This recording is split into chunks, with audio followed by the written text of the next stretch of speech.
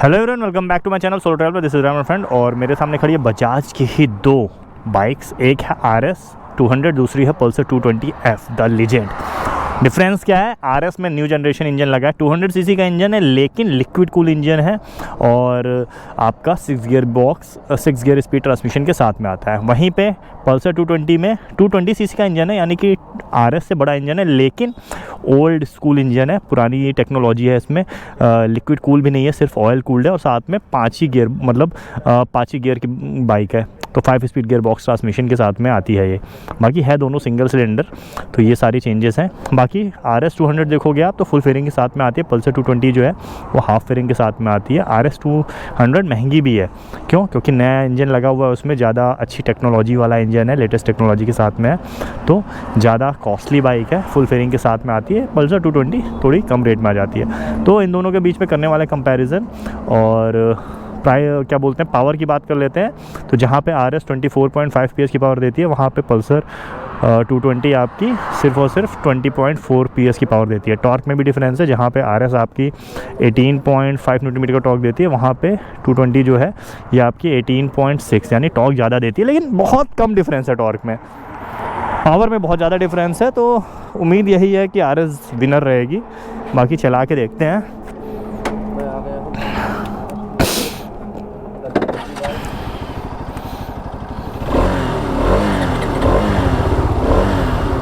चलो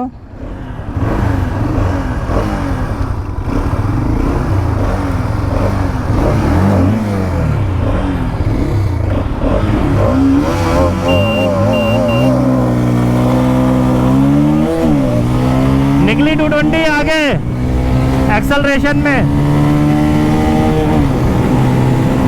देखते हैं कितनी देर लीड बना के रखती है। नई वाली RS ना थोड़ी सी दबती है।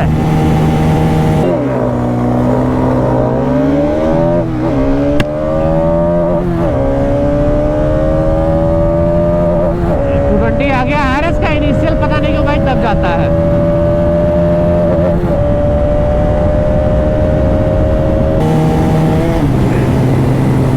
कितनी देर देखते हैं 220 आगे रहती है, ज़्यादा देर नहीं रहेगी। देखो निकल गई RS, निकल गई RS। स्लिप स्ट्रीमिंग करूंगा मैं थोड़ी सी, देखूंगा स्लिप स्ट्रीमिंग करके आगे निकलता हूँ नहीं निकलता हूँ। और टॉप एंड में चीर देती है अच्छों को, पानी पिलाते भाई।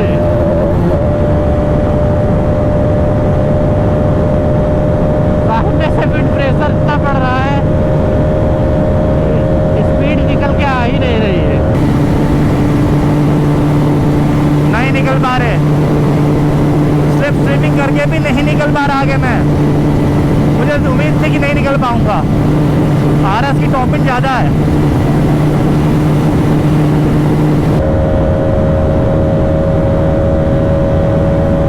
140, 42, 44, 45, 46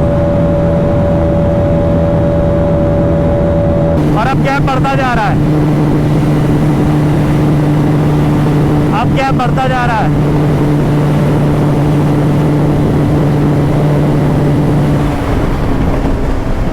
कोई फायदा नहीं है, कोई फायदा नहीं है।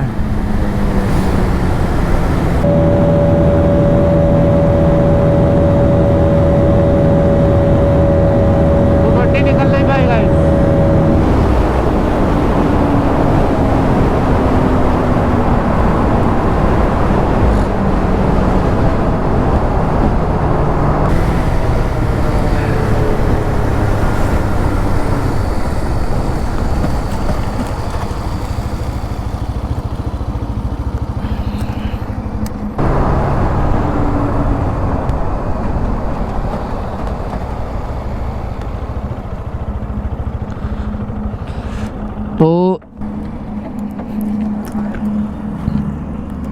तो फर्स्ट रेस में एक्सेलरेशन में तो 220 जीती है। हाँ 140 के आसपास गया था शायद।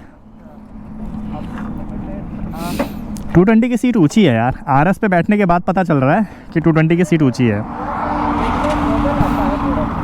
वॉबल कहाँ पे? मतलब ऐसा लग रहा है टायर की वजह से कि क्या है, हाँ ऐसा हेल्थी है।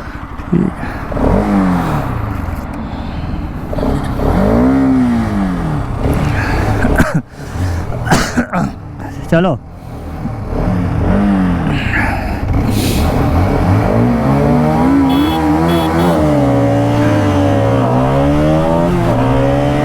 देखते हैं, निकल गई। ओहो 220 तो आगे निकली जा रही है।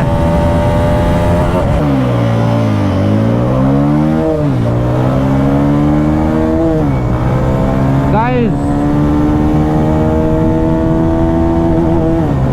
220 आगे है।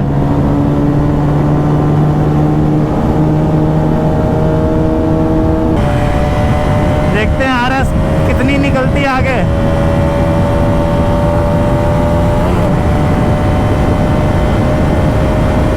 निकल गई आरएस आगे।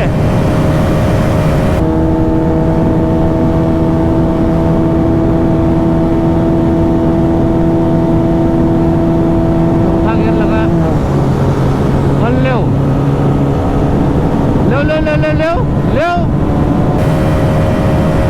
आरएस आगे निकल गई।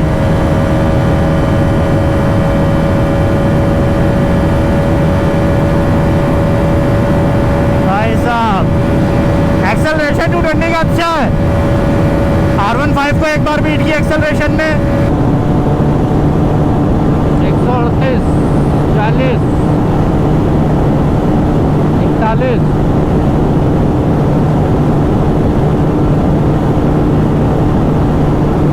RS 200 आ गया गाइस। आरएस को दोनों बार बीट कर दी एक्सेलरेशन में। टॉर्क ज्यादा है ना उसके अंदर।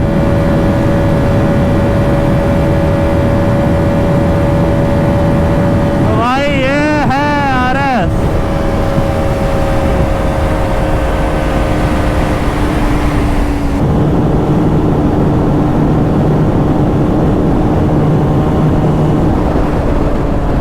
RS 200 दोनों रेस की विनर थी गाइस। टॉप एंड विनर थी RS। इनिशियल में 220 निकल जा रही है। रीजन बिंग कि RS का इनिशियल दब जाता है, पता नहीं क्यों दबता है, ये आप लोग बताओ भाई। देखते हैं। अभी तो 220 को पीछे कर दिया इसने, और पहली बार में भी पीछे कर दिया। देखो 220 की टॉप एंड नहीं है, पुरानी वाली 220 की टॉप एंड थी, मुझे याद है, जो आपकी BS3 आती थी भाई 150 गई है। हर RS में दिक्कत है कि इनिशियल में थोड़ी सी दबती है, बाकी टॉप एंड में सबको दबा देती है।